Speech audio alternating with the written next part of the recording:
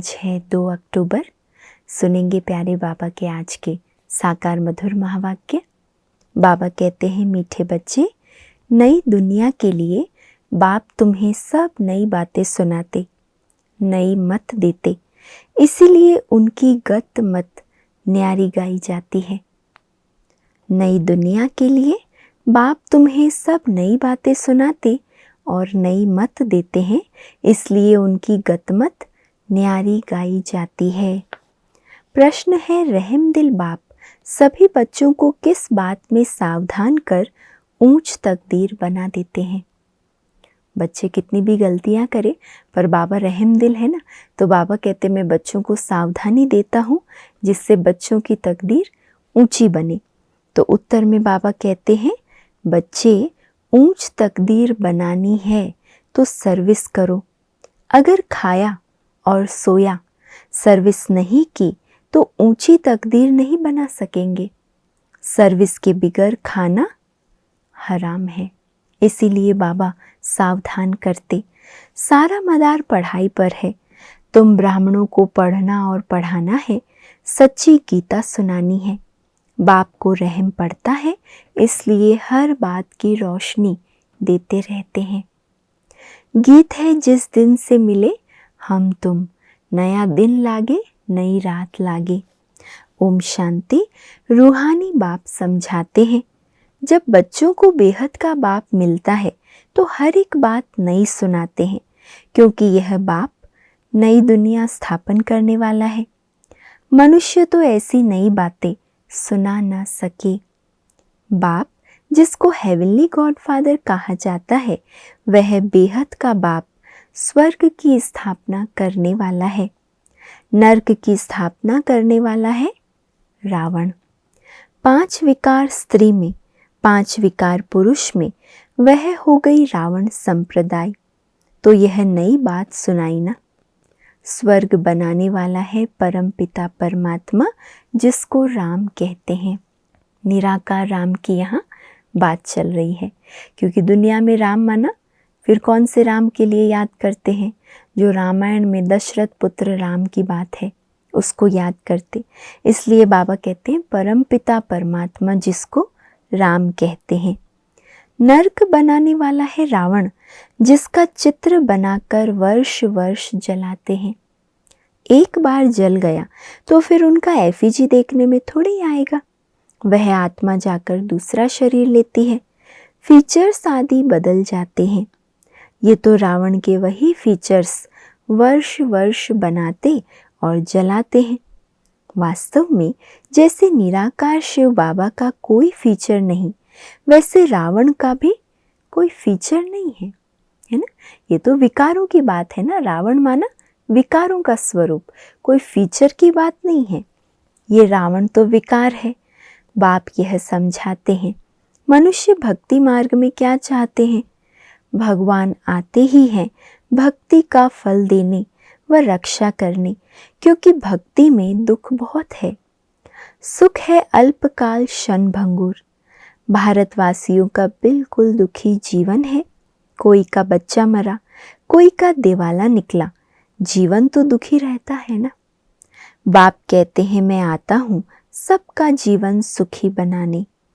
बाप आकर के नई बात बताते हैं, कहते हैं मैं आया हूँ स्वर्ग की स्थापना करने। वहाँ तुम विकार में नहीं जाएंगे, वह है निर्विकारी राज्य। यह है विकारी राज्य। अगर तुमको स्वर्ग का राज्य चाहिए तो वह बाप ही स्थापन करते हैं। तो स्वर्ग में जाना है तो बाप का बनना पड़े। फिर नर्क का राज्य रावण स्थापन करते हैं, तो बाप पूछते हैं, तुम स्वर्ग में चलेंगे? वैकुंठ की महारानी महाराजा विश्व के मालिक बनेंगे? बाबा पूछ रहे हैं, चलेंगे स्वर्ग में? ये कोई वेद शास्त्र आदि की बातें नहीं है। बाप ऐसे नहीं कहते कि राम राम कहो या दर दर धक्के खाओ, मंदिरों तीर्थों आदि में जाओ व गीता भागवत आदि बैठकर पढ़ो। नहीं, सतयुग में तो शास्त्र होते नहीं।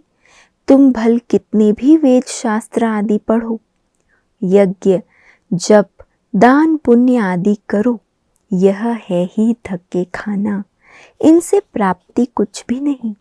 भक्ति मार्ग में कोई एम ऑब्जेक्ट नहीं है। मैं तुमको स्वर्ग का मालिक बनाने आया हूँ। इस समय सब नर्कवासी हैं। अगर कोई को कहो तुम नर्कवासी हो तो बिगड़ेंगे। वास्तव में तुम जानते हो नर्क कलयुग को और स्वर्ग सतयुग को कहा जाता है। बाप वैकुंठ की बादशाही ले आए हैं।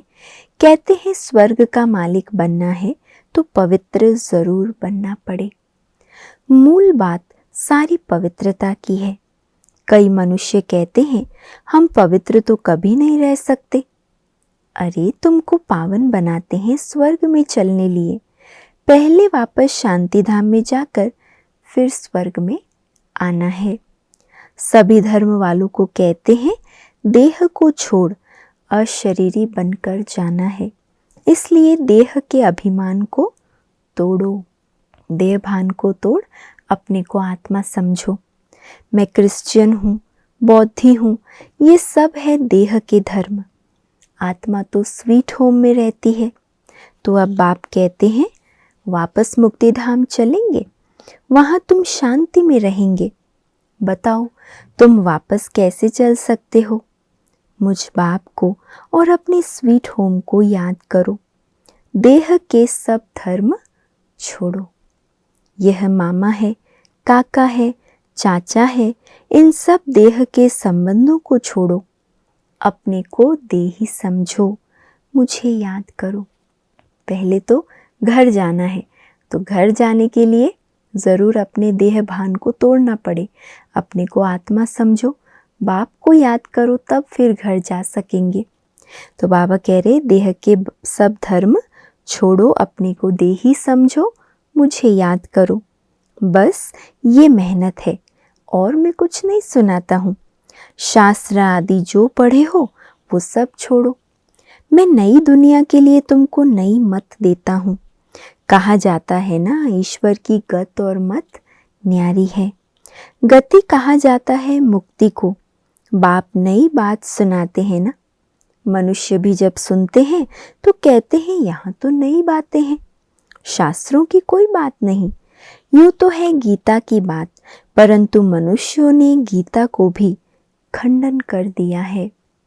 मैंने तो गीता पुस्तक कुछ भी नहीं उठाई है, वह तो बाद में बनती है। मैं तो तुमको ज्ञान सुनाता हूँ, ऐसे कभी कोई नहीं कहेंगे कि तुम मेरे सिकी लधे बच्चे हो। दुनिया में मनुष्य सत्संगों में जाते हैं, गुरुजी वेद शास्त्र या उपनिषद पढ़कर सुना देते हैं, लेकिन जब हम बाबा के घर में आते हैं, रोज़ मुरली सम्मुख सुनते हैं, तो जब बाबा प्यार से मीठे बच्चे, मेरे प्यारे बच्चे, सिके लधे बच्चे कहता है, तो कैसे आत्मा का प्यार जैसे स्वतः ही परमात्मा बाप से जुट जाता है। तो ये फीलिंग कहीं और किसी सत्संग में नहीं आ सकती जो यहाँ बाबा के पास आती है। ना कोई इस अधिकार से कभी मीठे बच्चे या सिके लधे बच्चे कहेगा। ऐसे कोई कभी नहीं कहेंगे कि तुम मेरे सिके लधे बच्चे हो। यह निराकार परमात्मा ही कहते हैं। निराकार आत्माओं से बात करते हैं, आत्मा सुनती है। ये शरीर है आर्गन्स, यह बात कभी कोई समझते नहीं। वह मनुष्य मनुष्य को सुनाते हैं, यह परमात्मा बैठ आत्माओं को सुनाते हैं। हम आत्माएं सुनती हैं इन कानों द्वारा। तुम जानते हो परम पिता परमात्मा बैठ समझाते हैं। मनुष्य तो ये वंडर खाते हैं, भगवान कैसे समझाएगा। वो तो समझते हैं श्री कृष्ण भगवानुवाच। अरे श्री कृष्ण तो देहधारी है, मैं तो देहधारी नहीं, मैं विदेही हूँ और विदेही आत्माओं को सुनाता हूँ। तो ये नई बातें सुनने से मनुष्य चकित हो जाते हैं। समझ नहीं पाते ना, नई नई बातें हैं तो बाबा कहते चकित हो जाते, चकित रहते हैं। जो कल्प पहले बच्चे सुनकर गए हैं उन्हों को तो बहुत अच्छा लगता है, पढ़ते हैं, मम्मा बाबा कहते हैं। इसमें अंधश्रद्धा की तो कोई बात हो ना सके। लौकिक रीति भी बच्चे माँ बाप को माँ बाप कहते हैं। अभी तुम इन लौकिक माँ बाप की याद छोड़ पारलौकिक माता पिता को याद करो। यह पारलौकिक माँ बाप तुम्हें अमृत की लेन देन सिखलाने वाले हैं। कहते हैं, हे बच्चे, अब विष की लेन देन छोड़ो। मैं तुमको जो शिक्षा देता हूँ वह 1-2 को दो तो तुम स्वर्ग के मालिक बन जाएंगे। थोड़ा सुनेंगे तो भी स्वर्ग में आ जाएंगे, परंतु औरों को आप समान नहीं बना सकते तो दास दासी जाकर बनेंगे। बाबा कहते हैं, मैं संगम पर आया हूँ अमृत पान कराने, विष से तुम्हें मुक्त करने, और तुम अमृत पीकर औरों को भी अमृत पान कराओ। नहीं करा सकते, आप समान नहीं बनाते तो दास दासी जाकर बनेंगे। दास दासियों में भी नंबरवार होते हैं। बच्चों को संभालने वाले दास दासियां जरूर अच्छे मर्तबे वाले होंगे। यहाँ रहते हुए फिर अगर पढ़ते नहीं तो दास दासी बन पड़ते हैं। प्रजा में भी नंबरवार होते हैं। जो अच्छी रीति पढ़ते हैं वह इतना ऊंच पद पाते हैं। प्रजा में साहूकारों के भी दास दासियां होंगे। हर एक को अपनी शक्ल देखनी है। हम क्या बनने लायक हैं? बाबा से अगर कोई पूछे तो बाबा झट बता देंगे। बाप तो सब कुछ जानते हैं और सिद्ध कर बतलाते हैं कि इस कारण ये तुम बनेंगे। स्टूडेंट टीचर से कभी अपनी रिपोर्ट छुपा नहीं सकता। टीचर को स्टूडेंट के बारे में सब कुछ पता होता है। ऐसे बाबा कहते, मैं अपने बच्चों के बारे में सब जानता हूँ। तो बाबा कहते, अगर कोई पूछता है तो मैं बता सकता हूँ तुम क्या बनेंगे। भल सरेंडर किया है उसका भी हिसाब किताब है। सरेंडर किया है परंतु कुछ सर्विस नहीं करते, सिर्फ खाते पीते रहते, तो जो दिया वह खाकर खत्म करते हैं। हिसाब बना ना ये भी। भले समर्पित किया लेकिन बस खाते पीते रहे तो क्या हुआ? जितना जमा किया वो सब खत्म हो गया। दिया सो खाया, सर्विस नहीं की तो 3rd क्लास दास दासी जाकर बनेंगे। हाँ, सर्विस करते हैं और खाते हैं तो ठीक है। धंधा कुछ नहीं करते तो खा खा कर खत्म कर देते हैं, फिर और भी बोझा चढ़ जाता है। यहाँ रहते हैं, जो दिया सो खाया। जो भल नहीं देते हैं परंतु सर्विस बहुत करते हैं तो वह ऊंच पद पा लेते हैं। तो एग्जाम्पल किसका सामने आएगा? मम्मा का। मम्मा ने धन कुछ नहीं दिया परंतु पद बहुत ऊंच पाती है क्योंकि बाबा की रूहानी सर्विस करती है। हिसाब है ना। कईयों को नशा रहता है, हमने तो सब कुछ दिया है, सरेंडर हुए हैं, परंतु खाते भी तो हो ना। ये भूल जाते हैं कि हम बाबा के घर से पालना कितनी लेते हैं। जो दिया है बस वही याद करते रहते हैं। बाबा कहते, खाते भी तो हो। बाबा मिसाल तो सब बताते हैं। सर्विस नहीं की, खाया और खलास किया। कहते हैं ना, जिन सोया तिन खोया। 8 घंटा सर्विस करने बिगर खाना हराम है। अब चेक कर ले हम अपने आप को, कितना घंटा हमारा सेवाओं में जाता है और कितना घंटा अपने प्रति, आराम के प्रति, खाने पीने में जाता है।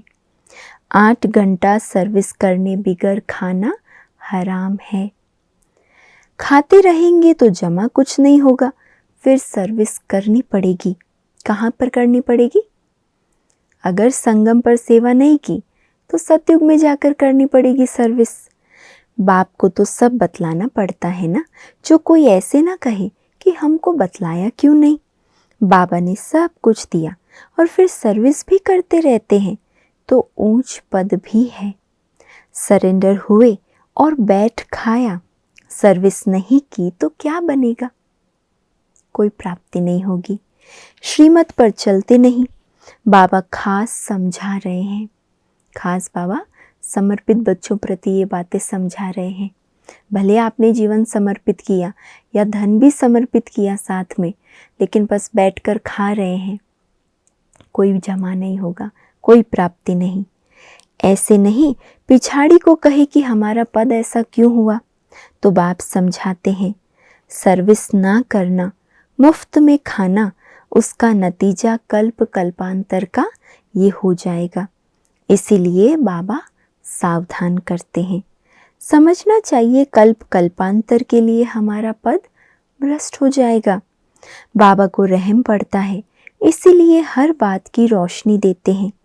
सर्विस नहीं करेंगे तो ऊंच पद नहीं पा सकेंगे।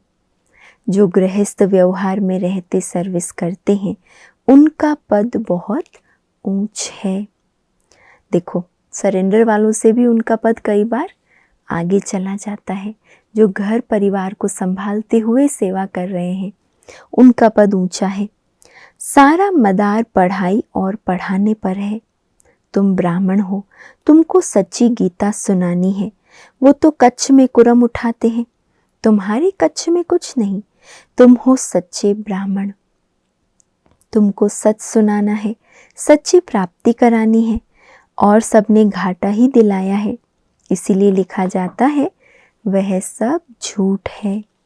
बाबा सच सुनाकर सचखंड का मालिक बनाते हैं। ये तो समझने की बात है। विश्व का मालिक बनना कम बात है क्या? सेंसिबल बच्चे जो होंगे वो तो प्लान बनाते रहेंगे। हम सोने की ईंटों का ऐसे ऐसे मकान बनाएंगे, यह करेंगे। साहूकार का बच्चा जैसे बड़ा होता जाएगा तो उनके ख्यालात चलेंगे। हम ऐसे करेंगे, यह बनाएंगे।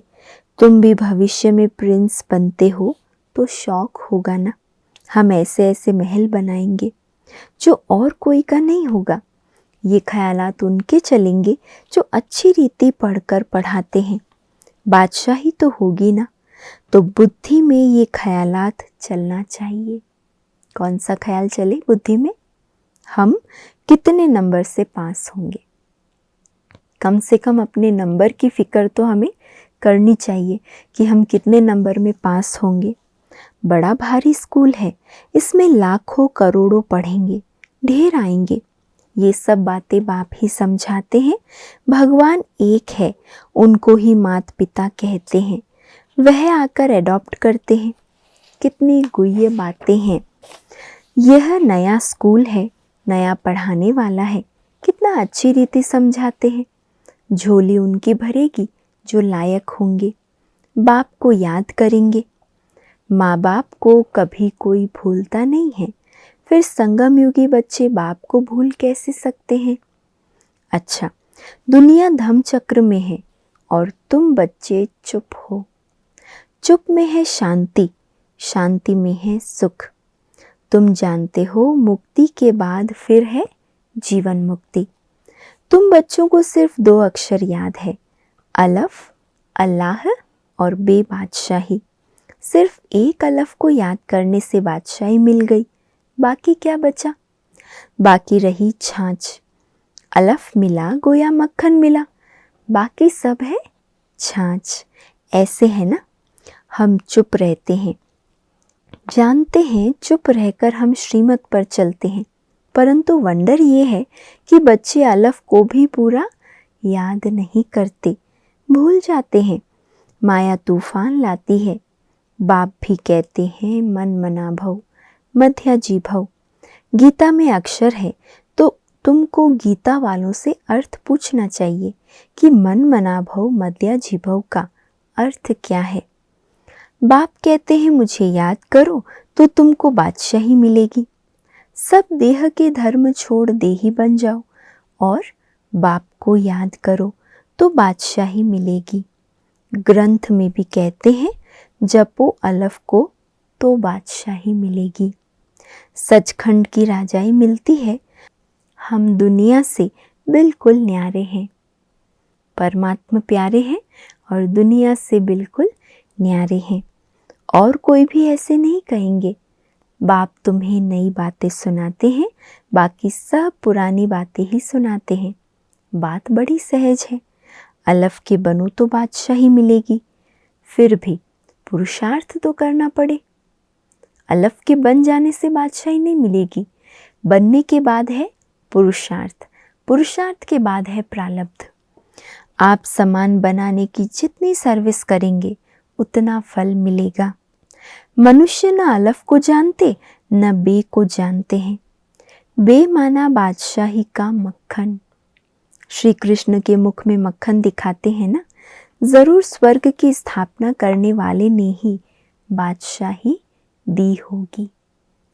अच्छा, मीठे मीठे सिकी लधे बच्चों प्रति माता पिता बाप दादा का याद प्यार और गुड मॉर्निंग।